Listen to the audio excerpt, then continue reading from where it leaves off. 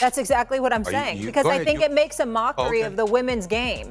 If the focus on, okay, now we just have to have people because of marketing and their intention, and they're not as talented, and we're not putting the best team out there. This was after Molly was live on air saying that Caitlyn made a mockery of the women's sport. She said that Caitlyn downgraded the quality and was only being talked about because of her engagement with fans.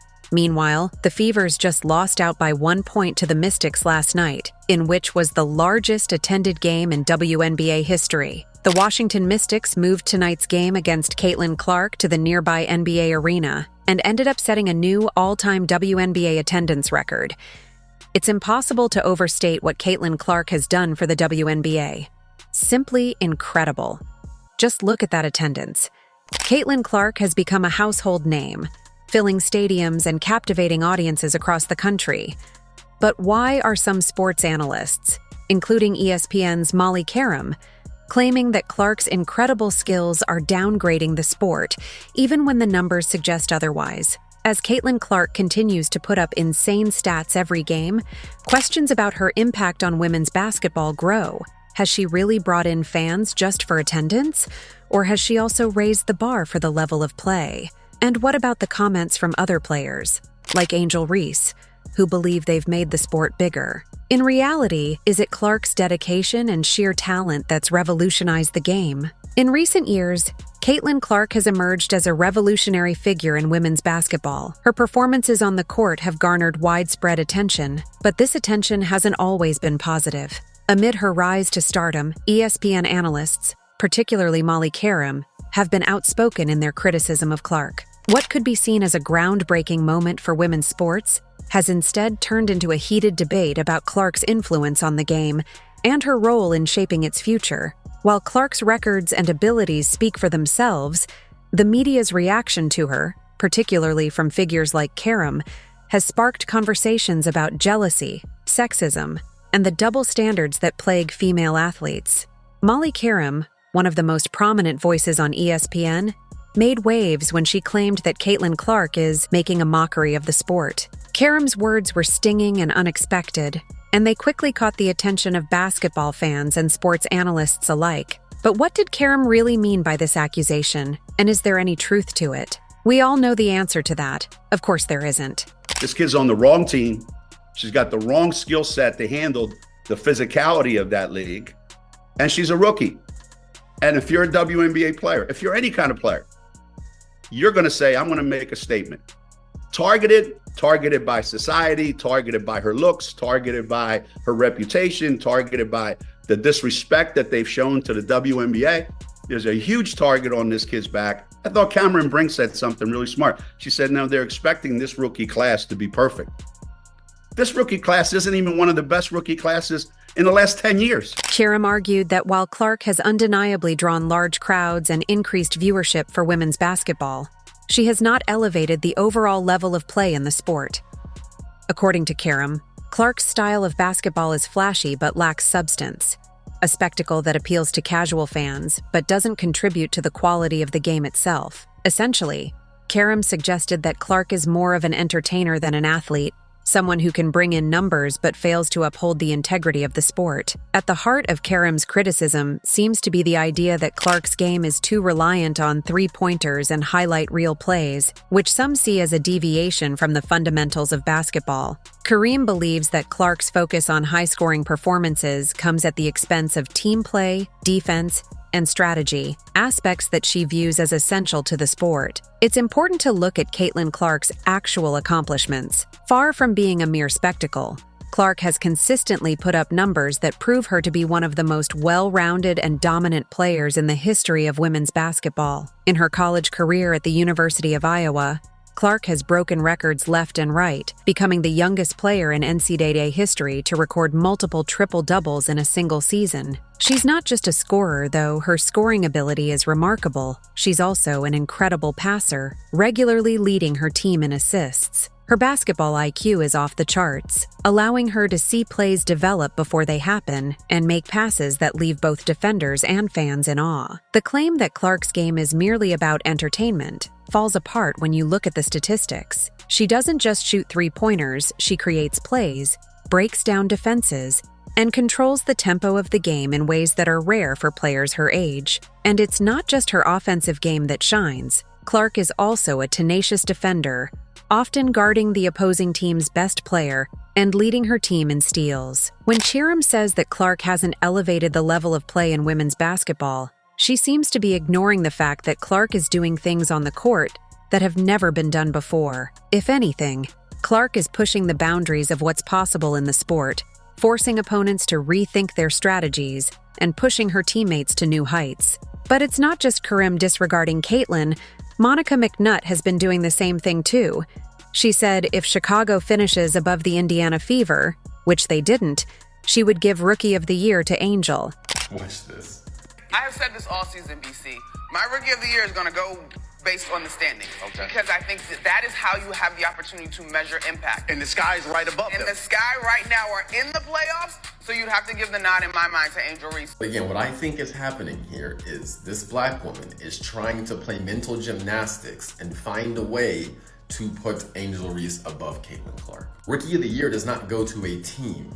That's why it's called Rookie of the Year. It goes to an individual player. So wouldn't it make sense that you would analyze their statistics and analyze individual play overall? Like, this woman is doing all types of mental gymnastics in order to come to this conclusion so she can try to place Angel Reese above Caitlin Clark in that race. When the Fever and the Future are ranked higher than the Sky, I'll be curious to see if she says the same thing.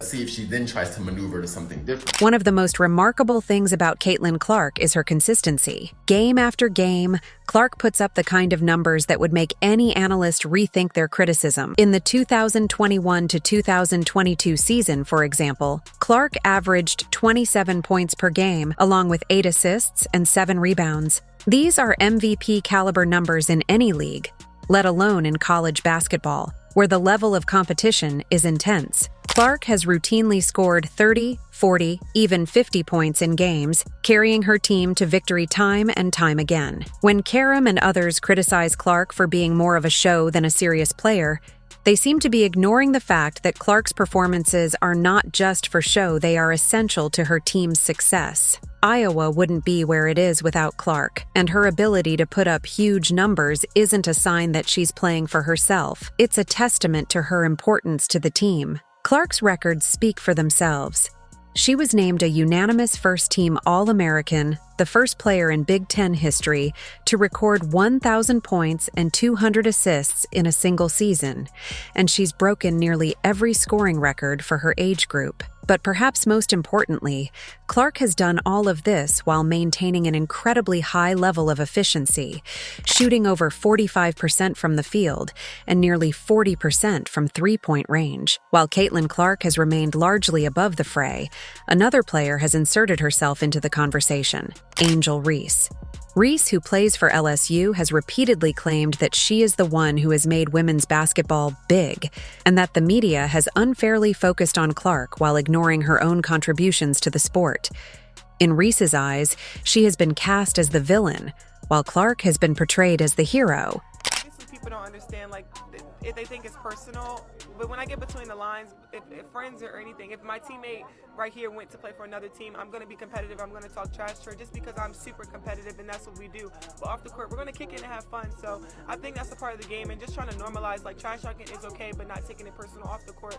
And obviously that has become a thing, and people are just trying to make it seem like it's something. But I love Caitlin, I love her game, and I admire everything that she's done. But is this narrative accurate? Or is Reese simply trying to keep herself in the spotlight by painting Clark as her rival? Many fans and analysts believe that Reese's attempts to position herself as the villain are little more than a ploy for attention. While Reese is undoubtedly a talented player in her own right, her accomplishments pale in comparison to Clark's. Reese's claim that she is responsible for the sport's growth seems to be more about self-promotion than reality. At the same time, it's worth noting that Caitlin Clark has never engaged in any public feuds with Reese or any other players. Clark has always been respectful in interviews, never calling out other players or seeking to create drama. And yet, despite her professionalism, Clark continues to be portrayed in a negative light by some members of the media.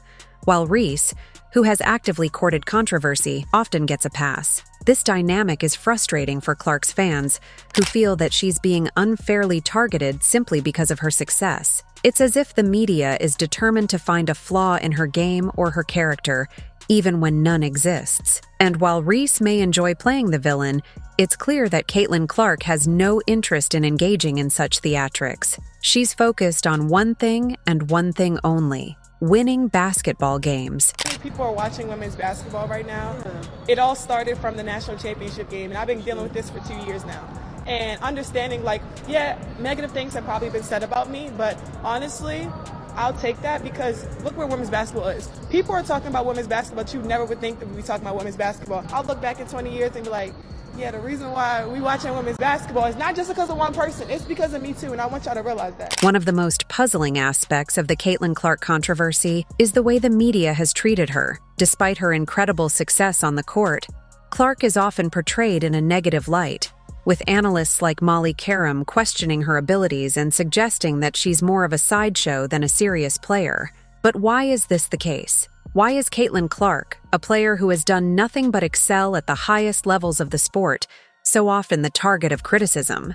Part of the answer may lie in the media's tendency to tear down those who succeed too quickly. Clark's rise has been meteoric, and it seems that some members of the media are uncomfortable with the idea of a young player achieving so much so fast. There's also the issue of jealousy, particularly from ex-WNBA players who may feel that Clark's success diminishes their own accomplishments. For years, the WNBA and women's basketball in general have struggled to gain mainstream attention, and now that Clark has brought new fans to the game, some former players seem to resent the fact that it took a rookie to do what they couldn't. But perhaps the most troubling aspect of the media's treatment of Caitlin Clark is the double standard that exists for female athletes. In men's sports, players who dominate at a young age are celebrated, not criticized. When LeBron James entered the NBA as a teenager and immediately began breaking records, he was hailed as the future of the league. But when Caitlin Clark does the same thing in women's basketball, she's accused of making a mockery of the sport. The Olympic break helped the Indiana Fever more than any other team. And I felt like the Olympic break really hurt Chicago. Because I thought before the break, Indiana was playing well, Chicago was playing well, and granted, there have been injuries and things like that. But since the Olympic break, this Indiana Fever team, to me, is a completely different team. This double standard is not just unfair, it's harmful. It sends the message that no matter how good a female athlete is, she will always be judged more harshly than her male counterparts. And it discourages young girls from pursuing sports, knowing that even if they succeed, they will still face an uphill battle for respect. Another key element of the Caitlin Clark controversy is the jealousy that seems to be coming from ex-WNBA players. For years, the WNBA has struggled to gain the kind of mainstream attention that men's sports enjoy. Former players have fought hard to promote the game and increase viewership, but their efforts have largely gone unnoticed by the broader sports community. Now, Caitlin Clark has done what they couldn't. She's brought new fans to the game, filled stadiums, and drawn record-breaking TV ratings. But instead of celebrating her success, many ex-WNBA players seem to resent it. They see Clark's rise as a threat to their own legacies, and they're unwilling to give her the credit she deserves. This jealousy is particularly evident in the way some ex-players have talked about Clark in the media. Rather than acknowledging her talent and her contributions to the sport, they've tried to downplay her achievements, suggesting that she's only successful because of the media attention she's received. They argue that Clark hasn't truly earned her place in the spotlight, and that she's more of a marketing tool than a real player. But this argument doesn't hold up when you look at the facts. Caitlin Clark has earned every bit of her success, and she's done it through hard work, talent, and dedication. The jealousy of ex-WNBA players is not only misguided, it's damaging to the sport. Instead of tearing down the next generation of stars, they should be lifting them up, recognizing that Clark's success is a win for women's basketball as a whole. So will Caitlin Clark be a good pro? Absolutely. Will Caitlin Clark come into the WNBA and do what she's doing right now? Immediately? Absolutely not. Not gonna happen. Okay. Not on the right. Caitlin Clark's rise to stardom is about more than just one player. It's about the future of women's basketball. Clark has proven that there is a massive audience for women's sports, and she's brought in new fans who may have never watched a women's basketball game before. She's filled stadiums, broken viewership records, and shown that women's basketball can be just as exciting and competitive as men's sports. This is exactly what the WNBA has been asking for.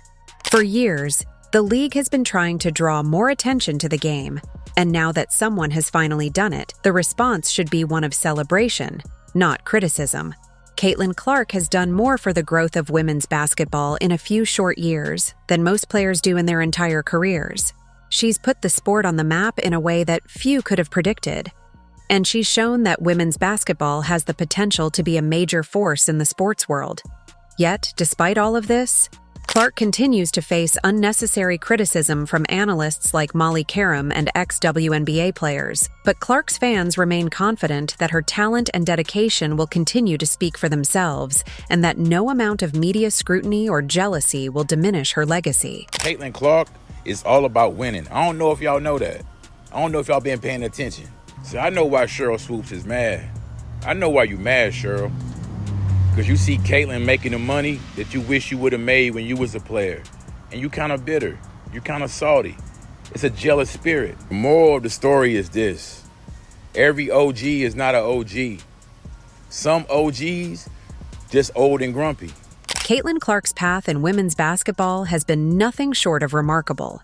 She's shattered records, drawn in fans, and proven herself to be one of the best players of her generation. Yet, despite her success, she continues to face criticism from analysts and ex-players who seem determined to undermine her accomplishments. But Clark's records, performances, and undeniable talent speak for themselves. No amount of jealousy or media scrutiny can take away from what she's accomplished, and her legacy will continue to grow as she proves her critics wrong, time and time again.